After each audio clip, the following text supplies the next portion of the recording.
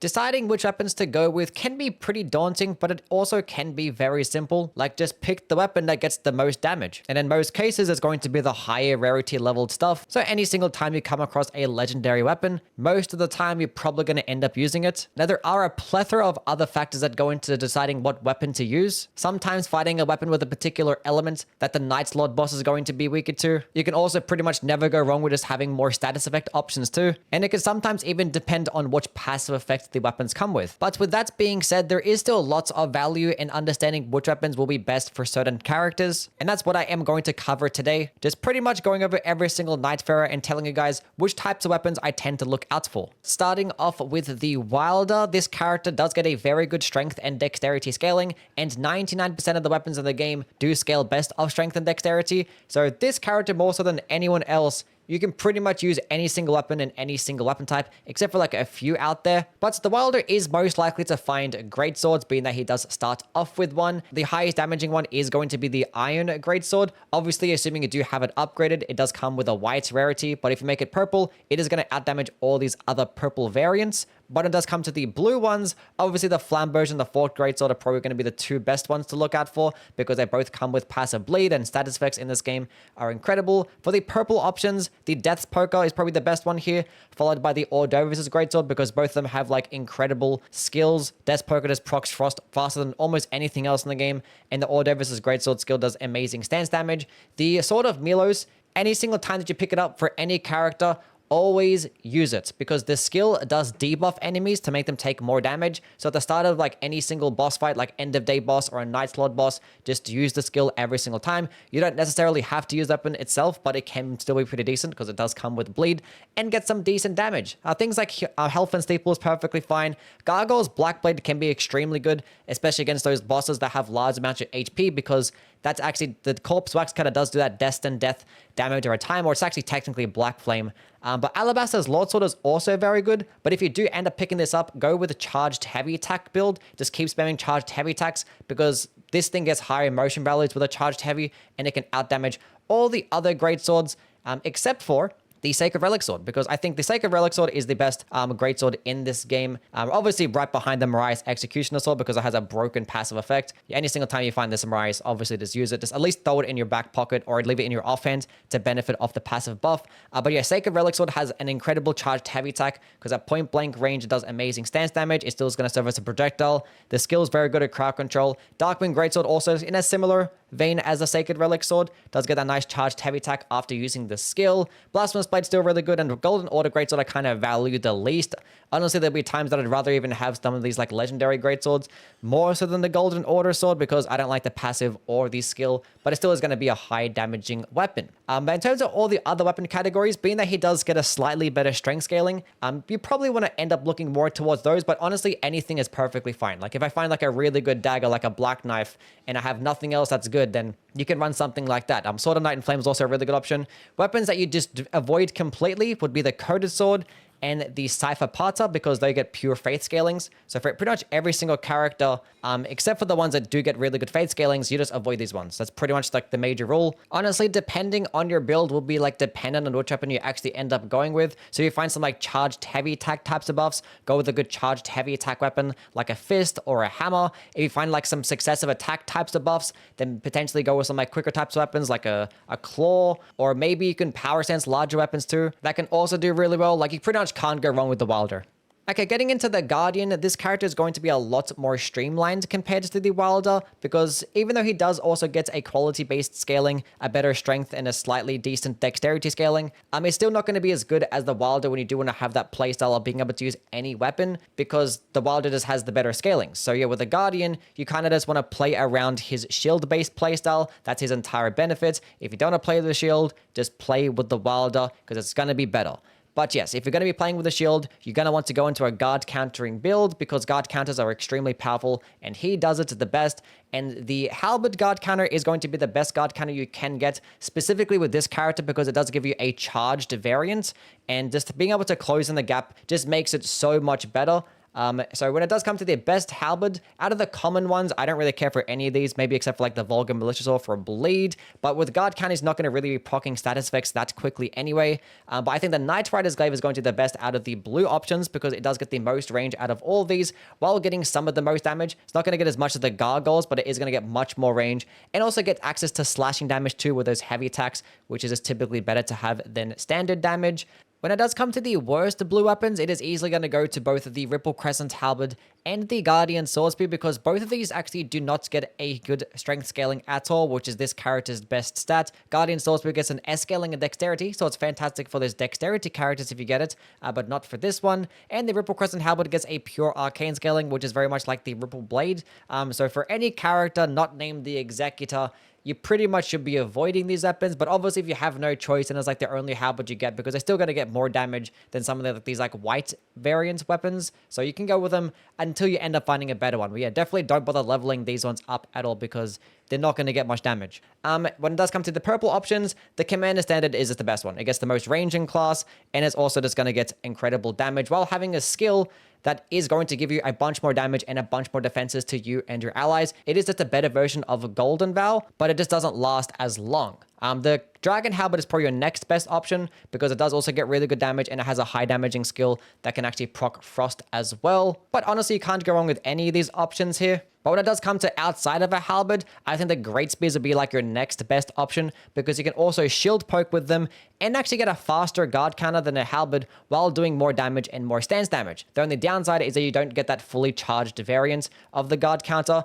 but honestly, any single one of these Great Spears will do you perfectly fine. Just pick the one that gets the most damage if you end up going with one. Another weapon to look out for would be just hammers. Hammers also get an extremely fast guard counter. In fact, they're actually get it faster than a Great Spear guard counter while doing more stance damage too, which is insane. The only downside is going to be that range. It's not going to lunge as far as the Great Spear or the halberd charged guard counter. But if you are fighting enemies that are always going to be at closer range and you can safely get a guard counter off, the hammers can do so incredibly well and cheese them very easily. So always just manage to just carry around a hammer just in case you fight those particular enemies. But that's pretty much it with the Guardian. Obviously, if you end up finding like a really good legendary weapon or even like some really powerful purple weapon, I remember having a game with the Guardian where I ended up using the Falling Star Bestial and I spammed that the entire time in squads and it just did really well because, you know, it's an extremely powerful skill. Why not? But yeah, for the most part, those are the weapons I look out for. And when it does come to shields, just pick the one that has the most guard boost. Okay, getting into the IRONEYE, this character gets the second best dexterity scaling in the game. So using any single dexterity weapon can be pretty good. Obviously, it's not going to do as well as the Executor because he gets an S scaling in dexterity. But if you were to just use any weapon that didn't do a status effect, that was a dexterity-based weapon, like a dagger, a curved sword, or a thrusting sword, honestly, it would be better with the IRONEYE because he has an incredible skill that can debuff enemies to make them take more damage. But still, I wouldn't really care to use him for these melee-based stuff over the Executor because he's most likely to find katanas and he's just going to be better with katanas because of the bleed. And katanas typically are just the best dexterity weapon type anyway. And you can't really guarantee getting things like curved swords or thrusting swords, but if you find like a really good one, then you might as well go with it. But yeah, for the most part, you're going to be using the bows because bows are incredible and really powerful in this game, especially with this guy because he can spam them really, really quickly and get amazing damage. The highest damaging bow in the game is the Misbegotten Short Bow. Obviously, if you do make it purple, if you level this one up all the way to purple, it's going to outdamage all these other bows here, even the Albinoric bow, making this one purple. This is going to be the second best one, so that'll be another one I do look out for if you did want to go through a tunnel and find a purple stone. Now, if you are wondering, the Misbegotten bow in regular Elden Ring does get the most damage, but it has the worst range stat. But in this game, all the bows have the exact same range. There's like no range stat in this game. It's actually hidden. So that's also going to account for the pulley bow, which typically gets the most range, which might mean that it's going to get more damage at these longer distances. But in this game, there's no difference compared to any other bow. So it's pretty much just like outclassed by like a regular black bow because that can just typically just do more damage. But outside of that, the only other bows I would look out for would be with ones with status effects. Like the Serpent bow does come with passive poison, so you can use it at the start of a boss fight. There will be some times where you find passive effects that add things like frost or bleed. Those can be really good. But outside of that, just either upgrade the Misbegotten or the Albinoric bow, or just like find any random purple bow and go with that instead. Getting into the Duchess, this character is going to be a little bit different because she is a Spellblade type of character. She's actually going to get more damage with spells than she would with weapons.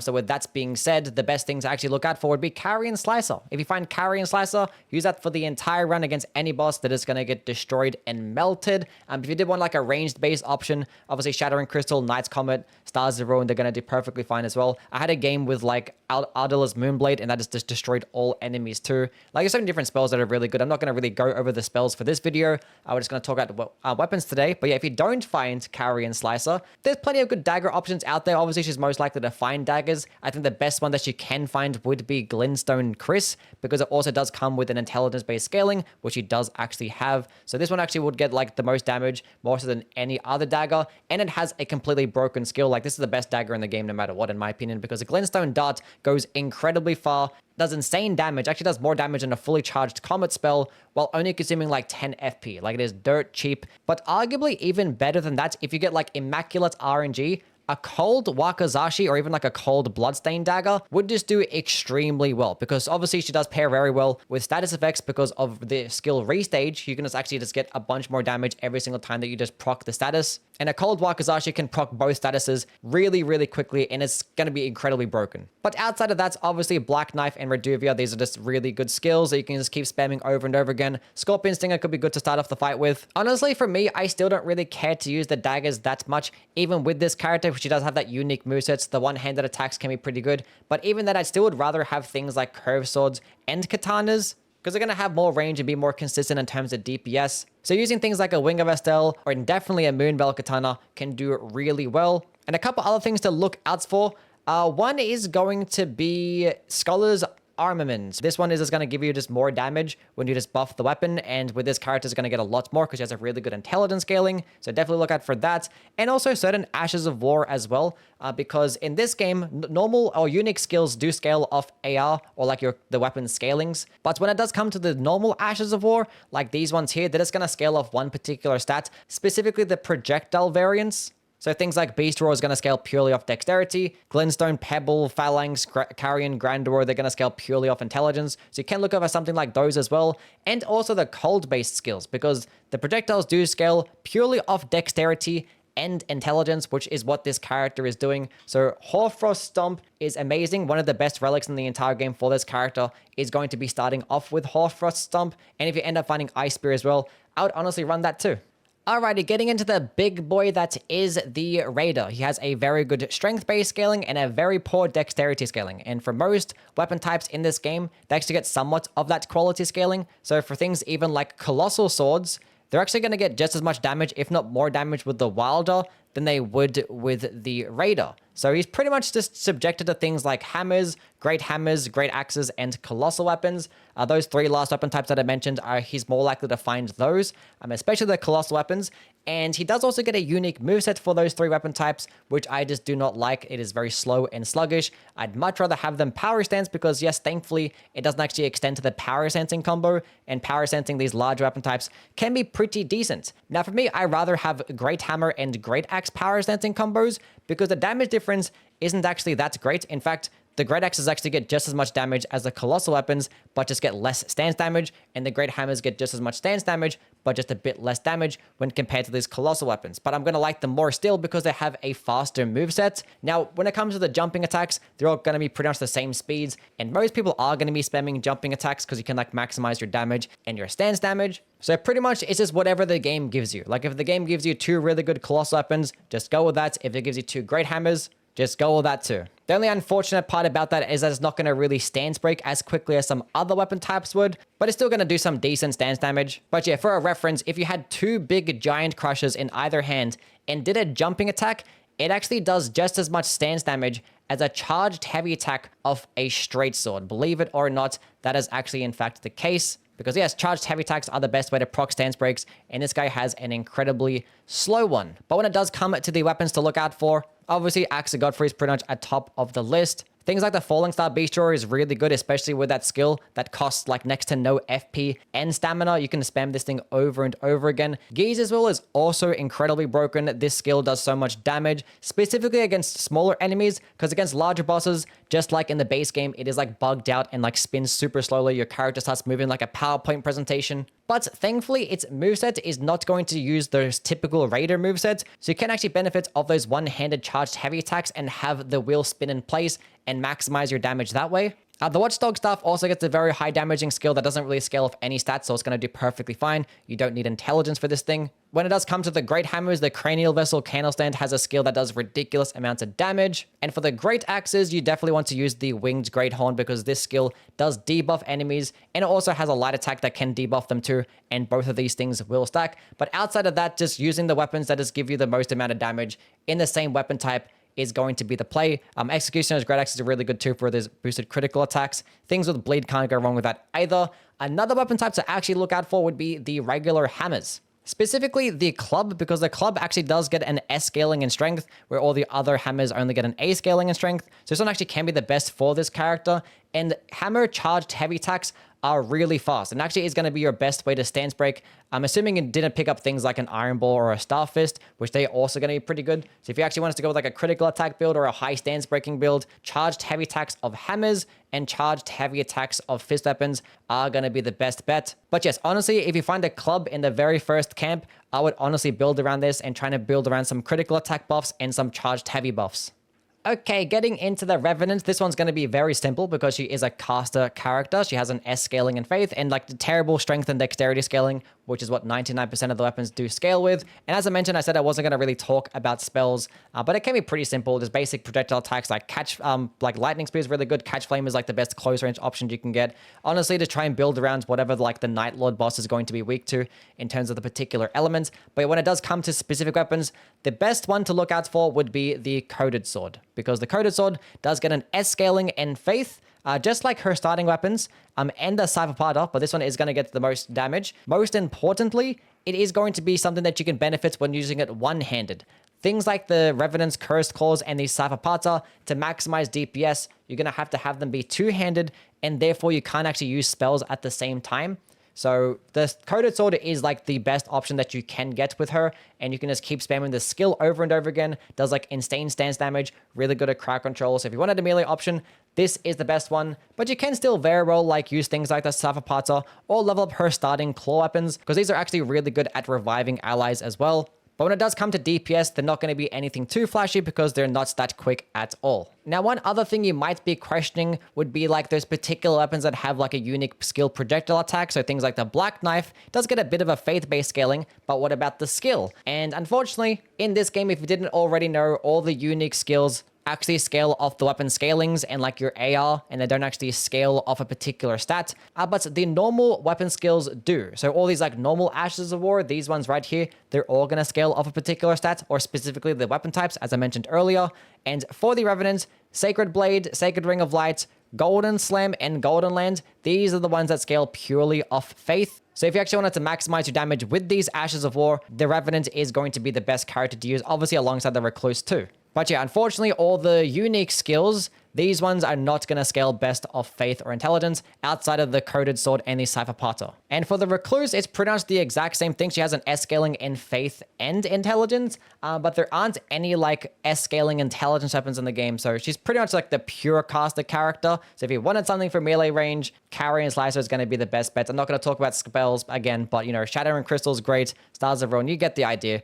Any full moon sorcery is going to be fantastic as well. There's plenty of really good spell options, but when it does come to the weapons, it's pretty much the same thing. The Coded Sword and the Cypher Parter. The only other option that actually is really good is the Sword of Night and Flame, which unfortunately is a legendary and is like, you know, super rare to get. But this one is actually going to get the most damage with the Recluse because it actually does get scalings in Strength, Dex, Int, and Faith. And being that she has that S scaling in Intelligence and Faith, this particular weapon is going to get the most damage with the Recluse. And just like the Revenant, she is going to benefit of some normal Ashes of War. Things like Sacred Blade, Sacred Ring of Light, Golden Slam, Golden Land, these four things scale purely off Faith. But being that she has an S scaling in Intelligence, she's also going to benefit of the magic-based stuff. So Glintstone Pebble, Carrion, Grandor, also Ice Spear, Half Frost Stomp. If you find these things, you could potentially spam those as well, but they're still not really going to get more damage than spells, but they're going to be typically more FP efficient, but you already have a way to regenerate FP with the Revenant anyway, but that still is something to keep in mind.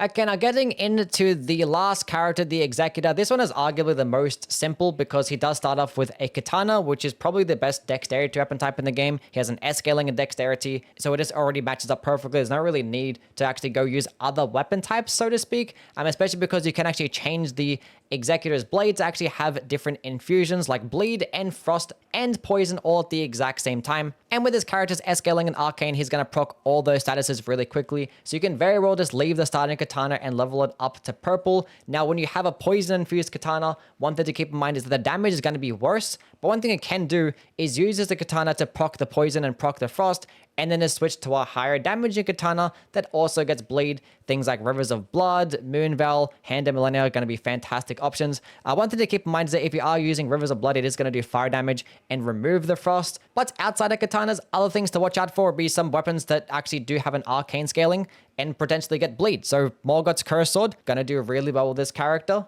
The Eleanor's Pole Blade is gonna do really well. The Bloody Hellas, which is further up, is gonna do nicely. And the Morgwyn Sacred Spear, any of these like passive arcane-based weapons that do come with bleed, gonna do fine. Do keep in mind, it's not every single weapon that does get bleed is gonna come with an arcane scaling. So for some other weapons like a Scavenger's Curved Sword or a Forked Great Sword, you're still gonna benefit off more bleed buildup, but you're not necessarily benefiting off more damage. There are some other weapons out there that do get an arcane scaling, but don't actually get to bleed. So things like the Mariah's Executioner Sword and the Regalia of Okad, both of these actually do come with an arcane scaling too. So they can get some decent damage with the Executor.